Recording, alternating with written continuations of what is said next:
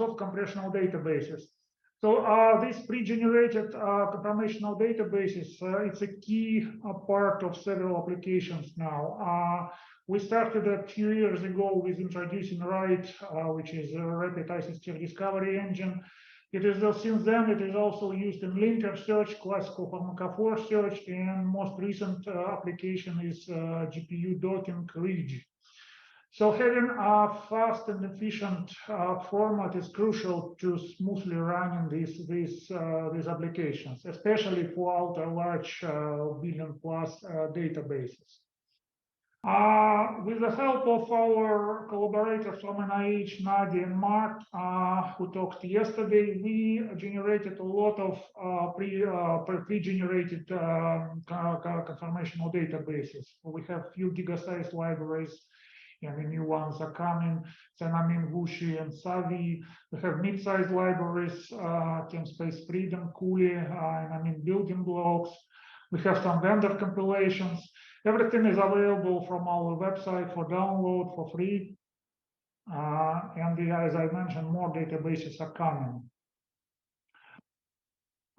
So let's talk about rapid Isostere discovery engine RIDE, which is a 3D ligand superposition based on APF.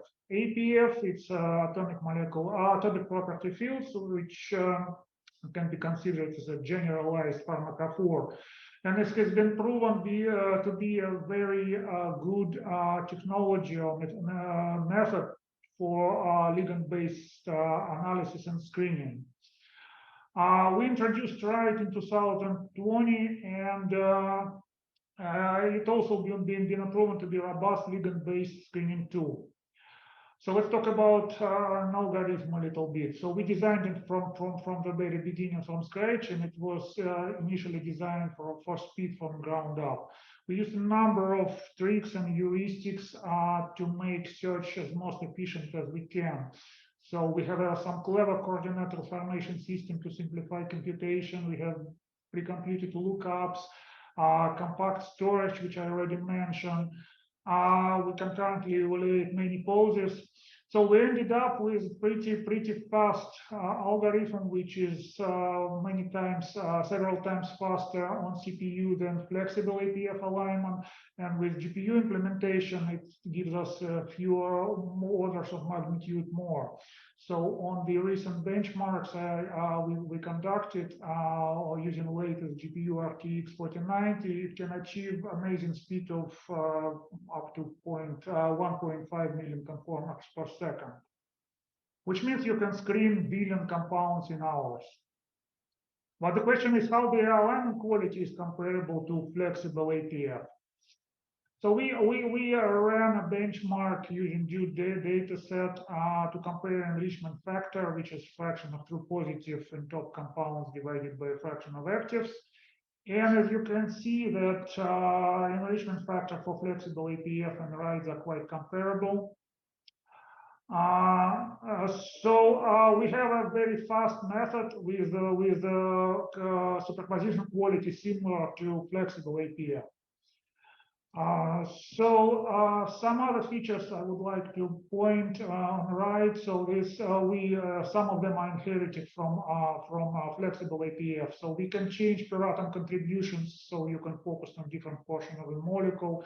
That allows you to achieve some things like scaffold hopping, shape matches, etc.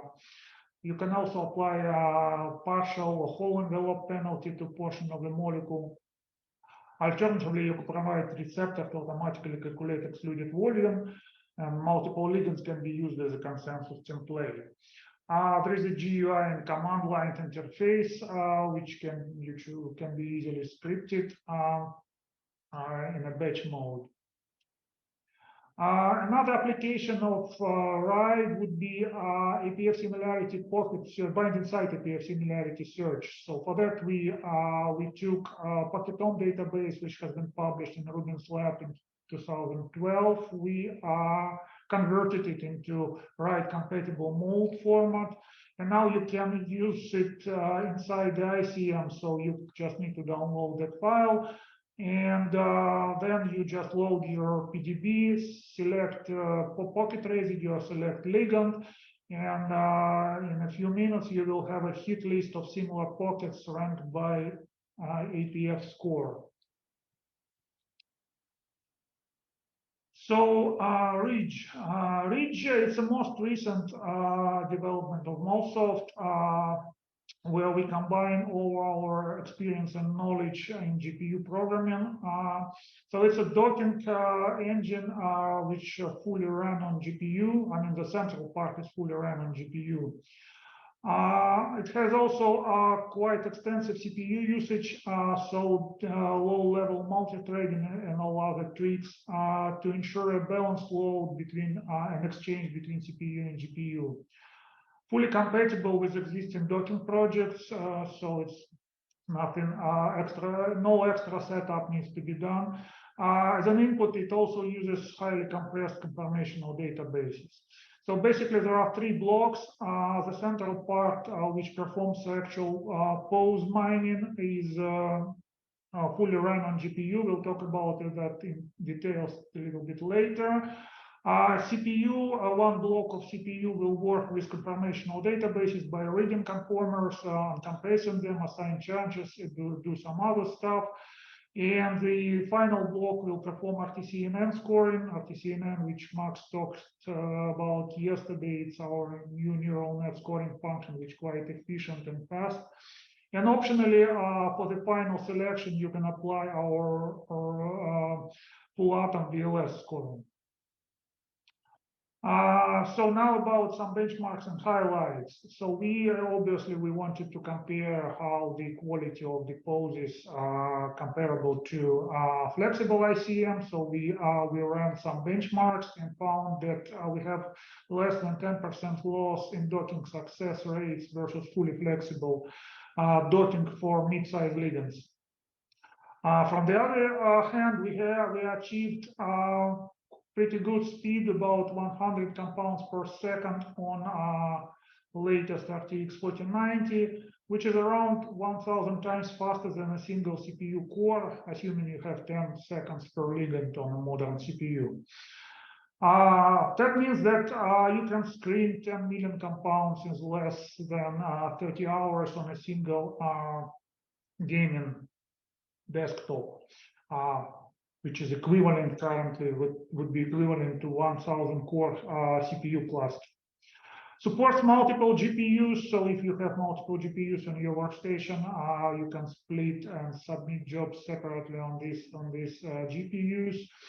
And as I already mentioned, fully compatible with existing docking project and command line interfaces similar to well-known DocScan.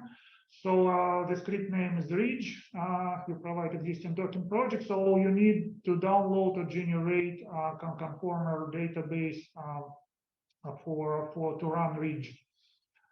Can be used in to screen giga-sized libraries using GigaScreen protocol. We'll talk about that in details later. And available for beta testing starting from version 3.9.3b for Linux and Windows. So before we switch to GigaScreen, I would like to give you some overview and some details about where we stand in terms of machine learning, deep learning, and AI in Molsoft. So a few years ago, as Max mentioned, we started that project where we took a MaxNet neural net toolkit. And we wrote an extension for chemically aware operators, such as chemical topological convolution, chemical 3D convolution, chemical pooling. A good example of using that layers is RTCNN, which use topological and 3D convolutional layers. Also, we implemented a set of various graph transformations to work with chemical graphs inside the neural net. And an important aspect is a special layer to support these special real values, which is often part of biological assays. So you have either non-defined or less or greater than. It's important to treat them separately, not as a constant. For example, if during the training you get prediction value of 5 and your learning value is greater than 4, then you're okay. You don't need to pull your your learning algorithm towards 4, and this is actually not part of the standard MXNet or any other toolkit. So we implemented a special layer which automatically recognizes this value in a training set and block gradients if the range is okay for those values. For training values, we can have a single or multiple values per row. We can have multiple category, multi-label classifiers. Can be trained on per atom, per bond, or per molecule data. The good example for per bond neural net is our torsion model, which we published recently. It predicts statistical profile, which is 36 values per bond per molecule. We have a flexible way to define network structure using ICM scripting language, and everything can be run on GPU, which is quite important because our experience shows that any serious neural net learning needs to be done on GPU, otherwise it's too slow. So here is an example how to build a simple few-layer neural net based using ICM scripting language and using CFP fingerprints. So you define your network structure, 3 layers with different number of hidden neurons, define your fingerprints, and just launch a learn command with all these parameters. It will report your performance of your model for every epoch. Yeah, so it's pretty easy right now. So let's talk about 2 classes of neural nets you can train. So Max already mentioned that in his presentation. So we can have descriptor of fingerprint-based neural net model, which example of on that screenshot. That means you pre-generate fingerprints, usually CFP fingerprints. You can mix them with some numerical descriptors. And your typical network structure will contain just a number of fully connected layers with different number of hidden neurons and activations. Alternative to that approach would be to have this convolutional graph convolutional neural net. For that, we will need a special convolutional layers. The major difference that you just provided single atom types and graph connectivity to your network, and everything else is done during the training process, all the convolution. So philosophically, it's similar to a CFP because convolution is just aggregation of neighboring atoms. But it allows us to achieve some interesting results. So for example, here on that plot, we see comparison on performance of two neural nets. One is fingerprint-based, another one is convolutional. They are trained on the same data, same number of epochs. For every neural net, you have 2 performance values you need to watch. So it's R squared and Q squared. R squared is a self-prediction per epoch, and Q squared is cross-validated prediction per epoch. And yeah, if you have a number of iterations, you have 2 curves for each model. For convolutional model, we have these blue and magenta lines, which is shown here. So what we would like to see, and what we see on that picture, that we have a very close consensus between Q squared and R squared. So these lines goes very close to each other almost all through the training. That gives us a hope that our model will behave better on unknown territory, extrapolate better. While for fingerprint-based model, we see that basically it started to overtrain pretty quickly. And despite the fact that if we take maximum Q squared from both curves, it's around the same, which means the predictive power of our model would be roughly the same. The fact that CFP model overtrained so easily give us some suspicion that it may not behave well on unknown chemistry. plus some other advantages of convolutional net. It can be a faster run on GPU, and but sometimes it's actually harder to find the new optimal network architecture. So it's always a balance. Okay, let's switch to GigaScreen approach, which is a combination of machine learning and deep learning tools for working with ultra-large databases. So even with GPU docking, direct docking of very big databases is still computationally intense. So there are several methods which can be used to overcome that issue. So best practices were described in Nature Protocol from 2022 paper. So the basic idea is do some dock some small batches, subsets of your initial database, and on each iteration build a 2D model, and apply that model and repeat that iteration, hoping that model will be improved. So I will talk about that in details. So that allows us to dock just a small fraction of the big database and achieve good performance. So as implementation, we provide a single script which implements the GigaScreen protocol, so we don't need any extra software or any extra hardware. So everything can be done on a single box. So we obviously chosen Ridge as a docking engine, RTCNN as a scoring function, and chemical graph convolutional neural net as a model. So for the random size selection, the paper recommends 0.1% from database size, which means 1 to million, which is perfect for Ridge. It takes several hours to dock this size. So starting that process, we select 2 random sets. One will be used for test, and another will be fed to the first iteration of training process. So we dock that set, and then we train a model. In that case, we use convolutional neural net model.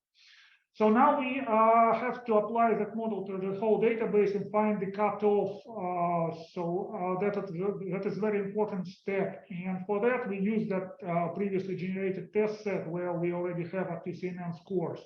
So we find the model score cutoff, such as top hits by model will contain 80% of top 0.1 hits by RTCNN score. So this number, 80%, is a recall, and it can vary from 75 to 90. That's what paper suggests. So 80 is a good default for that. So applying that model with that cutoff to the entire database, we may end up with quite a large number still, where we select another random million and repeat that process multiple times, hoping that our model will be improving. And I will show you what parameters to watch and how to monitor that. And the final step would be to dock the final selection. So how? Eugene, there's 5 minutes left. Thank you. How we make sure that the model is improving? So on every iteration, we will watch. We can watch a couple of parameters. First, it would be 25 score percentile from each iteration after docking. So after we dock our subset, we have RTCNN score. So we want this to be improving through the training process. So we start with a random selection here, which is -24 something, and we see that each iteration improves that parameter, and we end up with -35 in the final iteration. From the other hand, we also want number of compounds left after applying the score cutoff. It's here. to be decreasing every iteration. So so we start with more than 70 million and ended with like around 17 or something.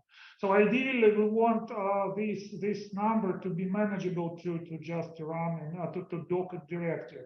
For example, 17 million is already manageable to run to reach in a couple of days. Or you can reduce it by randomly selecting some percentage of that number. So that two parameters tell us that our model is getting better on each iteration. Hardware and performance. So the beauty of that protocol that everything can be run on a single box, although you don't need expensive computational resources or any other software. So this is the actual photo of the box, and this is basically actual price of that box equipped with RTX 4090 AMD processor. We use 2 billion, real database, and each iteration will take, training iteration will take around 15 hours using that setup. So 5 iterations, 75 hours, plus docking test set, plus docking final set. So it's around 3-4 days. You can do these 5 iterations of that process. So it's implemented as a single script, which you can just run with a few parameters, and it's a part of 393B package for beta testing. So yeah, the last thing I would like to present is PKA model, which it's actually, we started it quite a long time ago, but we constantly improving that model. Because it's very important, the PKA value is a crucial step in optimization of physical properties and many lead structures in drug discovery research. So for that model, we have per atom fingerprints. So for every atom, we enumerate linear and nonlinear chains, and using PLS regression model, we built the model to predict these PKA values. We use several tricks to improve our model, despite the fact that it's a simple linear regression model. So we have this floating specificity of atom descriptors, which specificity depend on the fragment size and atom position. That prevents the number of fragments from exploding and also allow us to generalize some trends during the learning process. We have the special treatment of real values, which I already mentioned, but here, because the PLS cannot deal with them directly, we exclude them from the training and then interactively include only those who are out of range. We also have some partial fingerprint mesh with some optional properties to generalize against some trends. And so we ended up with a pretty good model, which shows excellent performance on a standard benchmark published from the paper from 2007. You can see all the parameters here. So the model is currently good enough, so we can build some applications using that model. One of them would be to plot protonation states versus pH. I will probably skip details about that, but the general idea is to have a set of protonation states where for each pair, we find the pairs with single protonation switch, and we have an equation for every pair, and solving that function. And for given range of pHs, we can end up with these plots like that. So when we have a concentration of species for every pH. Another application would be to find isoelectric points or just plot charge versus pH. It's also a part of that model. And so you can also have just a list of species at a certain pH with a concentration cutoff. So it's also a useful application. So everything is available through command line and ICM and GUI and ICM chemist. And the final application for that model would be tautomer scoring. When we generate tautomer, we would like to know which tautomer most probably will be stable.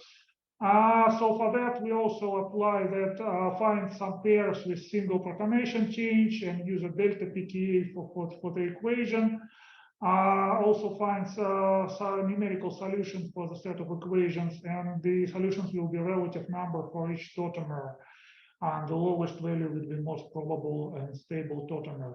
So here is a list. Now it's a standard part of ICM package. So when you use a tautomer generator, they will be automatically ranked by model, and it gives you more detailed and precise values than our previous heap formation model. Okay, so that's pretty much it.